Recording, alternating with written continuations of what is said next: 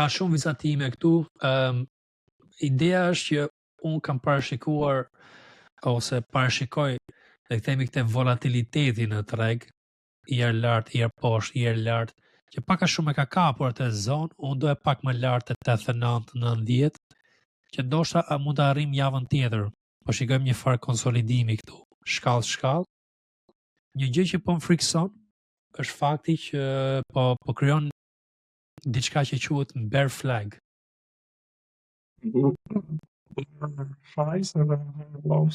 Po, një kanal që është në rritje, kështu si flamur quhet, edhe zakonisht kur ndodh kjo gjë, mund bëhet edhe një rritje deri te kjo zona ndoshta, 88-90. Zakonisht kemi një lëvizje më të thellë, që më shkoj te 75-a prap, ose te 67-a. Paka shumë me njëta situatë po ndodh dhe te S&P 500 dhe te tregjet e tjera. Kjo më frikson. Unë mendoj që i duhet ajo rritë deri te 88-89 që edhe për shorts të jetë një tregtim interesant. Këtu ku jemi ne tani, sikur nuk ka as për short anim, as për long. Këtu mund bëhet joshtë për bulls dhe për shorts, dhe mund të fusi tregtar të ri te zona 89-90. Dëshira ime kuptohet që është gjithmonë për long është më mirë, por është për të parë situata si do reagoj këtu, se mund kemi një short shumë të vogël, ja higher low, dhe pastaj mund të kjo tregtimi këtu dhe themi që fillon nga prilli, por me sa më shikojnë me këtë lloj ngadalësie, me këtë lloj le të themi fuqi blerëse shumë të ngadalt, ai trend ndoshta vjen nga maj, jo nga prilli. Po që vazhdon në këto ritme. Edhe mund të kemi edhe një dip më të thellë. Është pak situatë që unë vazhdoj që të jem short nga zona 97 deri këtu, dhe po maj shortet e mia si një farë siguracioni në treg. Jeti ndonjë gjë tjetër për Bitcoin që do thosha është duke që është akumuluar shumë nga institucione, nga whales, duke sikur po mbaj Bitcoinin edhe po bëjnë hedge kundër çmimit, edhe prandaj ka qenë kjo ulje kështu, edhe është win-win për ata.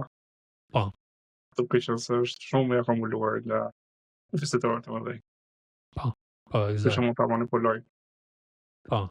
Edhe nuk është që është një pozicion të keq për long, mendoj unë, sepse shikojmë edhe këtë bullish divergence të RSI-a, është thjesht që fuqia nuk ka dëshirë nga tregtarët, dhe mund të ajo që thotë Iri që mund të themi një farë manipulimi për të le të themi për të qenë edhe short edhe long, për të futur tregtarët e tjerë përpara se e çojë me janë. Ethereum është pak më ngadalt në rritje. Edhe sekond sa dalin këto, unë kam që 3.3 që kam hyrë short, edhe i gjë që e tregova atyve të Telegrami është që isha short që 3.3, hyra long të 3.5, 3.35 dhe pasaj dole me 4% humbi këtu, po jam në përgjithësi për shortin jam 40% fitim. Edhe unë që nuk jam institucion bëj hedge, që ndonjëherë hap dy pozicione, hap edhe short edhe long, me ide që afat gjati duket short, afat shkurti po duket sikur po do marrë anim, se janari më ka pëlqyer kjo supporti këtu disa herë, edhe thash 1, 2, 3, 4, 5 supporte, mund t'i iki tani në janar. Ishte ajo lajmi. Po, në fund të marsit ka thyer çdo suport që ke vizituar pothuajse. Po, edhe supporti këtu e ka thyer.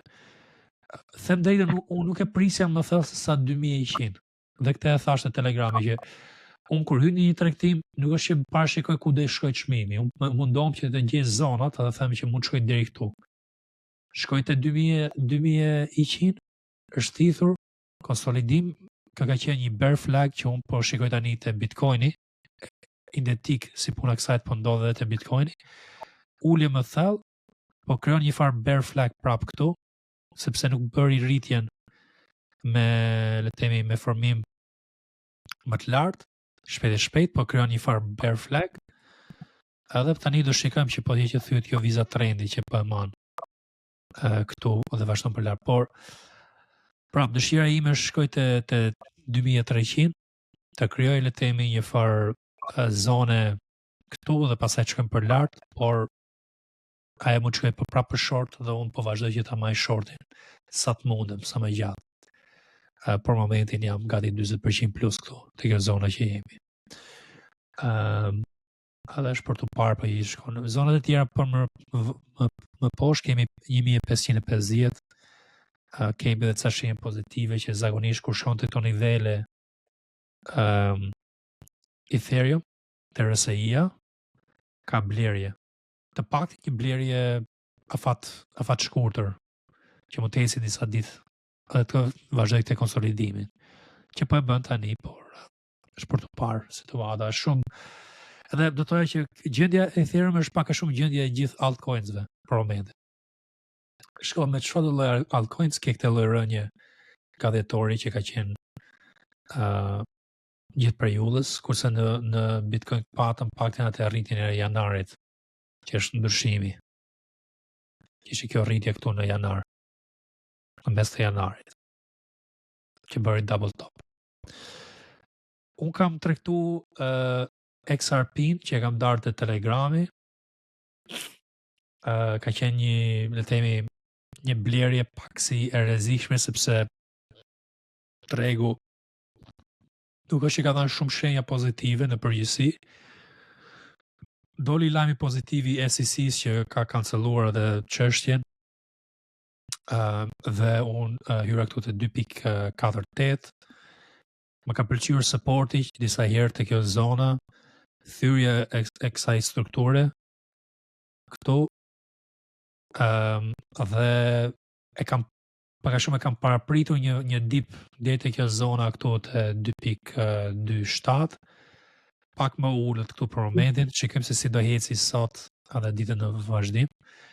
Shpresa tani është që kjo më të shkojë pak më lart, ndoshta rritet pak Bitcoin Ethereum që shkojnë te ato mean reversion gjatë kohës që XRP rritet, shkon ndoshta deri te $3 dhe ishte perfekte për mua. Pastaj më lart shikojmë se si do na heci. Por deri te $3 dhe ishte mirë, që paktën të siguroj një farë profiti. Kisha dhe një tjetër, këtë e shita me pak humje, dhe shikosh që ideja funksionoi sepse shkoi për lart. Unë hyra te zona 6.38, funksionoi po në oraret e mëngjesit, të oraret aziatike këtu, heci për lart, shkoi te një zonë që pati rezistencë, kuptoj që unë isha në gjumë, nuk pata mundësi me take profit. Po, take profit ose gjërat e tilla s'kisha vënë.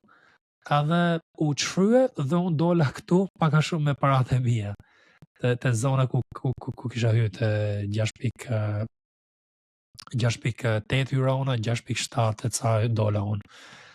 Edhe do shikosh pse kam dalë, sepse mbas atij momenti ka qenë një ulje më e thellë, pse ta leja tregun të merrte parat kur mund të dilja një moment pak më të favorshëm.